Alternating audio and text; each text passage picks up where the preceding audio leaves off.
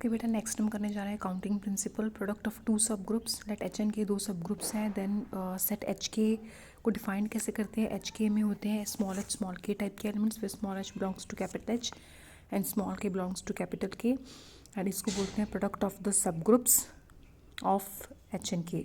Remark, product H K of two sub groups जरूरी नहीं कि हर बार सब ग्रुप बने। उसका एग्जाम्पल है, मान लो ये I12 परमुटेशंस का ले लिए, दो सब ग्रुप ले लिए S3 पर, इनका प्रोडक्ट कर दिया। जब आपने इन दोनों का प्रोडक्ट करना है तो बेटे आपने first element into first element, first into this I into 1 3 करोगे तो 1 3 आ जाएगा, 1 2 इंटू I करोगे तो 1 2 आ जाएगा, और फोर्थ एलिमेंट बनेगा 1 2 इंटू 1 3, तो 4 एलिमेंट बनेंगे। ठीक है, अब 1 2 इंटू 1 3 मल्टीप्लाई करना मैंने सिखाया हुआ है, ये बन जाएगा 1 2 3। तो एच के का प्रोडक्ट इतना बन गया, बट ये सब ग्रुप नहीं है। ये S3 का सब ग्रुप क्यों नहीं है? क्योंकि 1 2 3 इसमें बिलोंग कर रहा है, बट 1 2 3 इंटू 1 2 3 1 3 2 बनता है, वो बिलोंग नहीं करता एच के को। नहीं करता तो प्रॉब्लम क्या है? क्लोजर प्रॉपर्टी नहीं होल्ड हुई ना। एलिमेंट को किसी भी एलिमेंट से मल्टीप्लाई कर दो, चाहे खुद के साथ भी मल्टीप्लाई कर दो, वो वापस एच के में जाना चाहिए था, तब ये सब ग्रुप बनता। तो नहीं बना, इवन सब ग्रुप नहीं है। यहाँ पर के एच भी निकाल के दिखा रहे हैं और कह रहे हैं कि के एच और एच के इक्वल नहीं है, क्योंकि ये थर्ड एलिमेंट बराबर नहीं है ना। 1 2 3 का मतलब और 1 3 2 का मतलब डिफरेंट होता है। So H K is not equals to K H. Next theorem है, if H and K are two sub groups of group G, then H K is a सब group of G if and only if H K equal to K H. अगर दो सब group हैं, उनकी multiplication सब group तभी बनेगी if and only if H के और के एच इक्वल होंगे। नेसेसरी पार्ट में पहले हम लेके चलेंगे कि मान लो एच एन के दो सब ग्रुप्स हैं, और हमने मान लिया कि एच के भी सब ग्रुप बन रहा है, तो to prove H K is equal to K H. ठीक है, उसके लिए हम प्रूव कर देंगे कि we shall prove that H K is equal to K H. उसके लिए एक एलिमेंट ले लिया एच के का, एक्स बिलोंग टू एच के ले लिया। ठीक है, मैं यहाँ पर बेटा प्रूव करने जा रही हूँ that every element of H K is contained in K H and every element of K H is contained in H K. जब भी आपको दो सेट्स को इक्वल प्रूव करना हो ना, तो A is equal to B prove करना हो, आप प्रूव कर दिया करो A is contained in B and B is contained in A. और A is contained in B prove करने के लिए आप क्या किया करो, यहाँ से एलिमेंट ले लिया करो, कोई भी एलिमेंट ए ले लो और प्रूव कर दो कि वो वाला एलिमेंट बी में भी जा रहा है। इट मीन्स ए के सारे एलिमेंट्स बी में जा रहे हैं, हैंड्स ए बी में कंटेन्ड है। अब आपको शो करना है बी भी ए में कंटेन्ड है। उसके लिए बी का कोई भी आर्बिट्ररी एलिमेंट उठाओ, आर्बिट्ररी मतलब कोई भी रैंडमली एलिमेंट उठाओ, उसका आपने एलिमेंट लिया और प्रूव कर दो कि वो ए में भी जा रहा है, मतलब बी के सारे एलिमेंट्स ए में जा रहे हैं, hence B is contained in A. ठीक है, एक दूसरे में कंटेन्ड हो गए तो ओनली पॉसिबिलिटीज़ कि दोनों इक्वल होंगे। तो अब यहाँ पर हम प्रूव कर देंगे कि एच के एच में कंटेन्ड है, सिमिलरली के एच के में कंटेन्ड है। एच के को के एच में कंटेन प्रूव करने के लिए आपने एच के का एलिमेंट स्मॉल एक्स ले लिया, आर्बिट्ररी एलिमेंट। अब एच के सब ग्रुप दिया हुआ है तो उसका इन्वर्स भी एच के को बिलोंग करेगा। उसका इन्वर्स अगर एच के को बिलोंग कर गया तो किस टाइप का होगा? स्मॉल एच स्मॉल के टाइप का, वे small H belongs to capital H, small के बिलोंग्स टू कैपिटल के। अब इसका इन्वर्स लो, तो इसका इन्वर्स लेना पड़ेगा, रिवर्सल लॉस इतना आ गया। और ये चीज़ जो है बिलोंग कर रही है के एच को। क्यों के एच को बिलोंग कर रही है? क्योंकि के को बिलोंग कर रहा था तो के इन्वर्स भी तो बिलोंग करेगा। सिमिलर रीज़न से एच को बिलोंग करेगा, तो एक्स बिलोंग कर गया के एच को। एच के में से लिया था आपने एक्स, के एच को बिलोंग कर गया, मतलब H K is contained in K H हो गया। ठीक है, ये आगे लाइंस में वही सब चीज़ें लिखी हुई हैं that H K is contained in K H. अब उल्टा करना है, के एच में से एक्स ले लो। ठीक है, एक्स अगर के एच में से लिया तो किस टाइप का होगा? स्मॉल के स्मॉल एच टाइप का होगा। वे स्मॉल के belongs to capital K and small H belongs to capital H. उसका इन्वर्स ले लो। ठीक है, ये इन्वर्स एच के को बिलोंग कर गया। अगर इन्वर्स एच के को बिलोंग कर गया तो इसका इन्वर्स भी तो एच के को बिलोंग करेगा, क्योंकि एच के सब ग्रुप है, उसमें कोई भी एलिमेंट अगर जा रहा है तो उसका इन्वर्स भी वापस उसमें जाएगा। तो एक्स बिलोंग कर गया एच के को, एच के एच भी एच के में कंटेंट हो गया, इक्वल हो गए। नेक्स्ट आपने प्रूव करना है सफिशिएंट पार्ट, जिसमें आपने लेके चलना है कि दोनों इक्वल हैं और प्रूव करना है कि वो सब ग्रुप है। ठीक है, उसके लिए लेट एक्स वाई दो आपने आर्बिट्ररी एलिमेंट लिए। ठीक है, एच के को सब ग्रुप प्रूव करना है ना। सब ग्रुप प्रूव करने के लिए हम प्रूव करेंगे, वो वाली प्रॉपर्टी लगाएंगे, a for all a b belong to H, a b inverse belong to H. मतलब जिसको भी सब ग्रुप शो करना है वहाँ से दो एलिमेंट उठाओ, पहला एलिमेंट इंटू दूसरे का इन्वर्स बिलोंग्स टू एच। यहाँ पर ए बी की जगह एक्स वाई ले लिए। ठीक है, अब एक्स वाई किस टाइप के हैं? H1 K1 H2 K2 where H1 H2 belongs to H, K1 K2 belongs to K. A b inverse की जगह हम करेंगे एक्स वाई इन्वर्स, ये एक्स आ गया, ये वाई इन्वर्स आ गया, इसका इन्वर्स रिवर्सल लॉ से लगा दिया, ब्रैकेट को मूव वगैरह किया, ठीक है, ये बन गया K1 K2 इन्वर्स सेंटर में, H2 इन्वर्स इधर।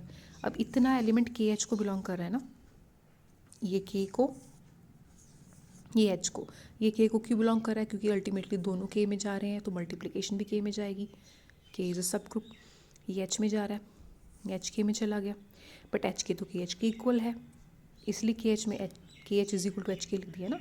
अब ये अगर KH HK में जा रहा है, अगर ये HK में जा रहा है तो किस टाइप का होना चाहिए, H3K3 टाइप का, ठीक है। इसका मतलब है एक्स वाई इन्वर्स जो है आपका वो बन गया, कितना बन गया, x y inverse is equal to, यहाँ पुट कर दो ना, H1 रह गया, ये H3K3 बन गया, ये पीछे वाली वैल्यू H3K3, ब्रैकेट आगे ले जाओ, ये चीज़ H को बिलोंग करी, ये चीज़ K को बिलोंग करी है, मतलब eventually full thing belongs to HK, so x y inverse belong to HK for all x y belong to HK, so HK is a सब ग्रुप, ठीक है। नॉन एम, वैसे मैंने कहा था ये प्रॉपर्टी जब भी आपने लगानी हो पहले आप नॉन एम्प्टी प्रूव करोगे, तो वो दो लाइनें आप लिख सकते हो कि since E belongs to H and E belongs to K, it implies E belongs to HK, it implies HK is not equals to 5, ठीक है ना, क्योंकि E जो है H में भी जा रहा है, E K में भी जा रहा है, तो E into E belongs to HK, it implies E belongs to HK, तो HK is not equal to 5, तो नॉन एम्प्टी सबसेट बन गया G का, ये प्रॉपर्टी लगाने के बाद सब ग्रुप हो गया। तो ये अगर नहीं भी नॉन एम्प्टी शो किया होता ना तो आप अपनी मर्जी से दो लाइनें ऐड करके प्रूव कर सकते हो। नेक्स्ट नोट है, इन्होंने कहा है कि इस अबव थ्योरम का अनदर प्रूफ 2.2.9 में हम देखेंगे, वो जब देखेंगे तो देख लेंगे। Second part, HK equal to KH does not mean that each element of H contains every element commute with every element of K। HK और KH इक्वल होने का ये मतलब नहीं है कि इसका हर एक एलिमेंट, H का हर एक एलिमेंट K के एलिमेंट के साथ कम्यूट कर रहा है, नहीं, it only mean that for each element H belong to H and K belong to K। अगर मतलब यहाँ पर आपने इसका कोई एलिमेंट लिया स्मॉल HK टाइप का, तो इसके पास भी ऐसा कोई एलिमेंट होगा जो इसके इक्वल होगा, इसका एलिमेंट हो सकता है K1H1 हो, ठीक है। कम्यूट तो तब करते हैं ना कि यहाँ पर KH आता K1H1 की जगह, ठीक है ना, तो यहाँ का एलिमेंट कोई भी ले रहे हो वो इसके किसी ना किसी एलिमेंट के इक्वल होगा, HK is equal to some K1H1। If the composition is addition, उस केस में आपको पता है HK बन जाएगा H प्लस K और एलिमेंट्स बन जाएंगे small h plus small k, ठीक है। उसके बाद क्रॉलरी आ गई, if H and K are सब groups of abelian group then HK is a सब group of G।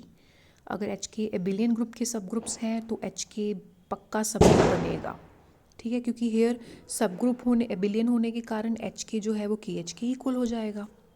Remark, if H and K are two abelian सब groups of group G then HK need not be सब group of G। अगर G abelian है तो HK का product सब group बनेगा, but अगर H एंड K इंडिविजुअली एबिलियन दिए हुए हैं ग्रुप G के, ग्रुप G एबिलियन नहीं दिया हुआ तो ज़रूरी नहीं है कि उनका प्रोडक्ट सब ग्रुप बने। उसके लिए वही वाला एग्जाम्पल दोबारा लिया हुआ है, पढ़ लेना। काउंटिंग प्रिंसिपल क्या होता है, if H and K are सब groups of group G we have seen that subset HK may not be सब group of G। Yes, it is perfect meaningful question to ask how many distinct elements are there in the subset HK। Here we want to count the number of elements in HK। Basically counting principle का मतलब होता है कि कितने elements HK में जाएंगे, HK का order कितना होगा। HK का ऑर्डर का मतलब नहीं होता कि H का ऑर्डर और K का ऑर्डर निकालो और मल्टीप्लाई कर दो। अगर H एंड K दो फाइनाइट सब ग्रुप हैं तो HK का ऑर्डर होगा H का ऑर्डर इंटू K का order divided by order of H intersection K। ये थ्योरम है, इसको काउंटिंग प्रिंसिपल बोलते हैं। नेक्स्ट इसका प्रूफ देखते हैं। HK में चला गया small h small k। Firstly case 1 हम इंटरसेक्शन का सिंगलटन E लेंगे, दूसरे केस में not equal to singleton E लेंगे। दो ही केसेस बन सकते हैं ना, either intersection is equal to singleton E और intersection is not equal to singleton E। So first case is intersection is equal to singleton E, in that case order of H intersection K is 1, क्योंकि सिर्फ एक element जा रहा है ना, तो हमें शो करना पड़ेगा ऑर्डर ऑफ HK इस केस में बन जाएगा order H into order K। We list all the elements of HK ठीक है, हम सारे एच के एलिमेंट्स लिस्ट करेंगे. Small which belongs to capital H, small के belongs to capital K. We prove that there is no repetition in the elements of this list.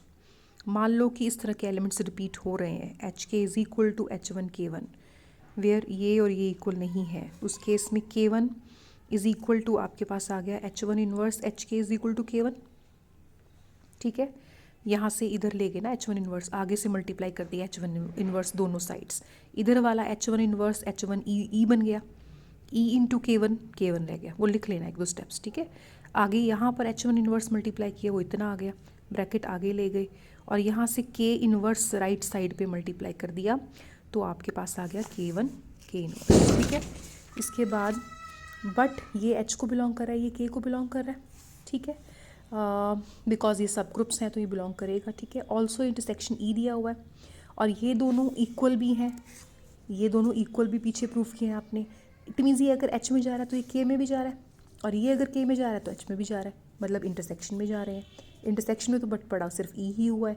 It means ये दोनों ई के equal हैं, ये भी ई के equal है, ये भी ई के इक्वल है. अगर ये ई के इक्वल है तो H is equal to H1 हो गया, बट पीछे तो कहा था एच और H1 इक्वल नहीं है. इट मीन्स कॉन्ट्रोडिक्शन आ गई, मतलब कि एलिमेंट्स की कोई रेपिटेशन नहीं हो रही है. ठीक है, मतलब एच के एलिमेंट्स कितने हैं, जितने एच के हैं इंटू जितने के हैं. ठीक है, इसका बेटा अनदर प्रूफ आप करोगे आगे जाके इस थ्योरम का ना, इस थ्योरम का अनदर प्रूफ भी करना है आपने. तो अगर आपको ये प्रूफ मुश्किल लगेगा तो आप आगे जाके अगला वाला प्रूफ भी पढ़ सकते हैं. ठीक है, ये वाला केस समझ लो.